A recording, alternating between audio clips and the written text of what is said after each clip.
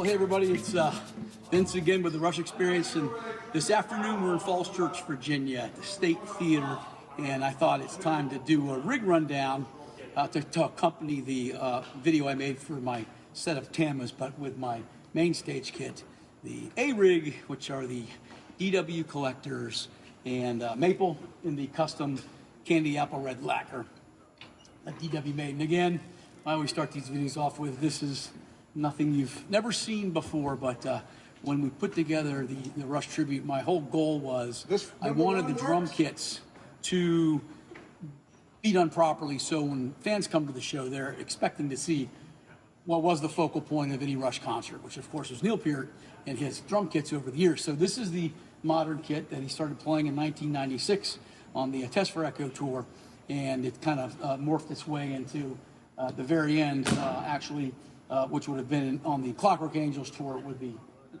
accompanying Roland V drums in the back. So again, this is my hat tip to the Snakes and Arrows kit. And you know, candy apple red has always been my favorite color of these drums. So this is my Snakes and Arrows replica, and it's done to the exact same tom configurations of Neil's modern kit with the 8, 10, 12, 13 rack toms, 12 by 15, 16 by 16, and 16 by 18 inch floor. And then on the left-hand side of the kit, you've got the 13 by 15 inch floor tom. And then I have a 6.5 by 14 inch collector's drum and the VLT. These shells are actually all cut exactly to the R30 configuration. So if you look that up, if that was something you're interested in looking at, they're exactly to the R30 configurations. And again, I did things that caught my eye. You know, we've all drawn this drum set on our notebooks growing up, and then over the years. But something caught my eye, and it was specifically, I'll talk about it first, is the hardware, is on the 13, 12, 10, and the 8. So this piece right here, and I was able to confirm this with Lauren Wheaton, and it's the most brilliant rack tom mount I think out there, and it's not available because it's completely custom made. But what this is right here is a 9,000 snare basket, okay, ratchet. And what Lauren and Neil did is they cut that little nipple off and glued in, epoxied in an L rod. Okay, so now you've got only two pieces of lockdowns here. So this drum, you know, sitting in that ball and claw, we always talk about that, the ball and claw type tom-tom mount, which is just not the greatest in my opinion. It moves and rotates around, but this drum set will not move. And it is, again, you can see it up close. If you go down below, show them it down underneath, you can see the 9,000 snare basket. That's where it is. So right there is what was cut off, okay? And then we epoxied it all together, and then I had a machinist put it all together on longer tubes, and that's how he did the rack toms all the way around. He also did it on his on the floor tom in the back, the 18-inch floor tom as well. So that was something I wanted to do. I really wanted people to, when they come out to see us do this tribute to Rush, to be able to immediately identify the drum set.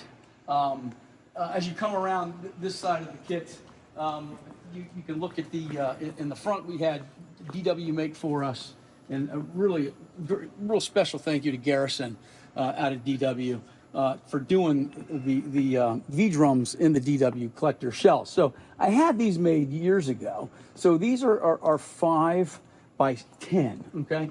And Neil cut those down, I'm almost positive, so they wouldn't bump into the floor toms.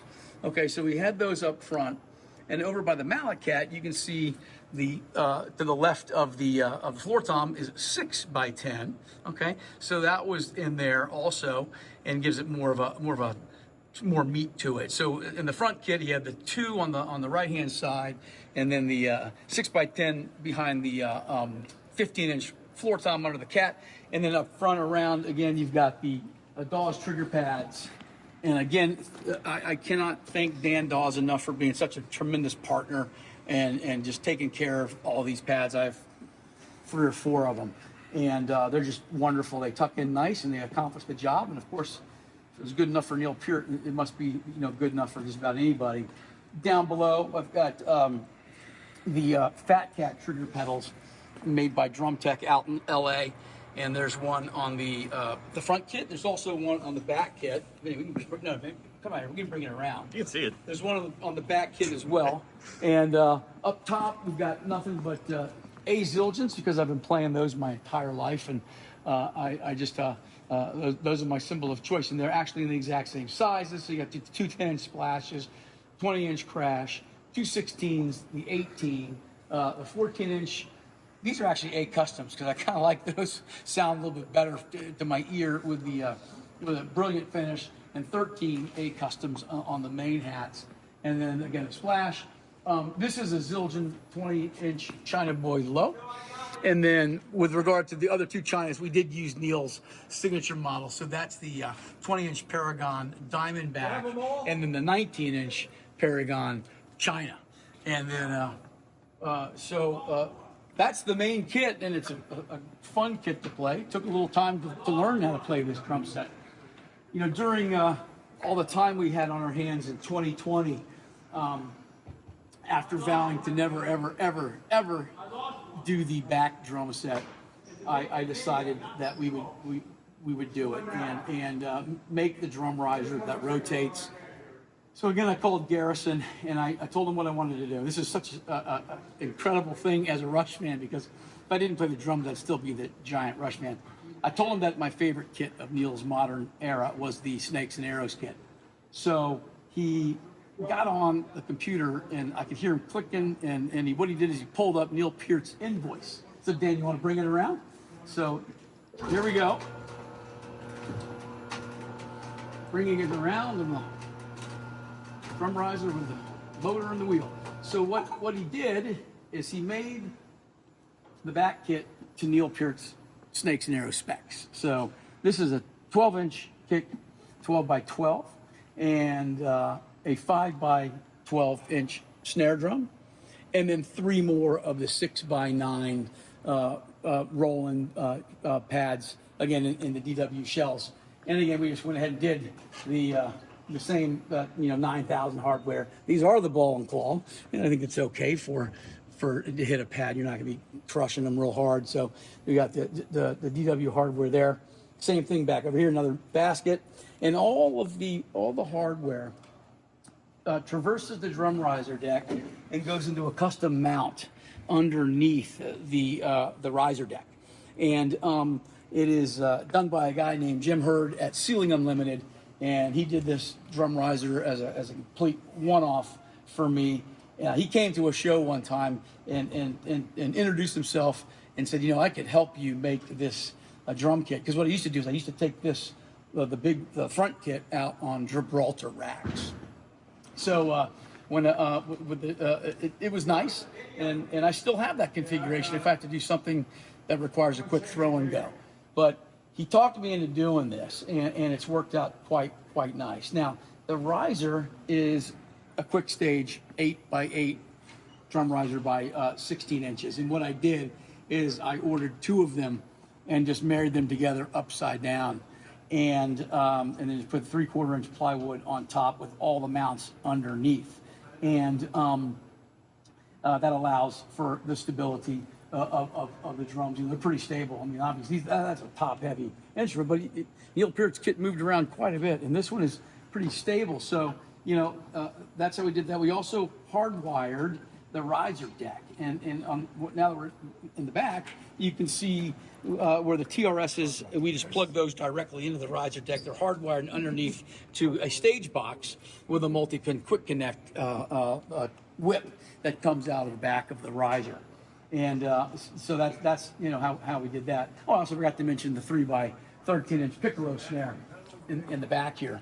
And then here's another good look into the kit going this way. I have all the roll and V cymbals that are just for the crashes, the ride, and this acts as a China type. It acts as a vibra slap and other little sounds as we go around. Change it out. The kit. And then we put together the riser. We had to weigh this whole thing out and figure out how much motor that we needed. and it works pretty much the same way that Neil's does. It's sitting on a circular 8x8 sheet of plywood that I cut into a circle, and the riser has several wheels that kind of hit the outside perimeter, kind of like the wing of a B-52 bomber, you know. So the main focal point is the center, and the weight's dispersed out. There's a motor in the front of the deck. Yeah, you can reverse it back if you want. The motor on the front of on the deck that drives it, and then everything else is kind of keeping it level on the outside, and then it stops there. So what we did is, again, continuing on with the R40 and the R30 riser fronts, but also the snakes and arrows. So we got the red trim with a callback to the snakes kit, and then rather than just have each little snake eating its tail on every riser front, we went ahead and put the different artwork from the different albums like you did on R30 and R40. And I just went ahead and used the front here, the U with the 3 lines, because that was their impression of the unit together, but the strong and strength of the 3 guys acting as one. And it did kind of the same idea with the drum riser head. Same, got the Rush experience with using the 3 lines into the experience. My son came up with that, and then I went ahead and put in little light pictures of continuing the artwork onto the drum head. So the fans love it, man. We're doing this thing to live it all again as best we possibly can. And just the other thank you is to Mario and Connie at Alternate Mode for providing the mallet cats. And that's just the Mallet Cat Express 2-octave. And again, there's nothing original on this drum set. It's all been done before, but I do it as best I can. And then we've got the Latin percussion cowbells, and I'm using the Pearl tri-bells. I have a set of Gone Bops at home, but they're so banged up, they can't even really be played anymore. So this is the A-Rig, the DW collectors, and the custom candy apple red lacquer. And so when you come to the gig, you are able to walk out and look at the drum kit in the same configuration, same setup that Neil had. And we really appreciate all the excitement that everybody talks about, and all the nice comments. And I'm glad we're able to get this done for you, so you can see the big kit and done the way he used to do it. And that's really it. So from Center Stage, we thank you, and we're grateful to all the fans that come out and see us play, and we look forward to seeing you soon in your city.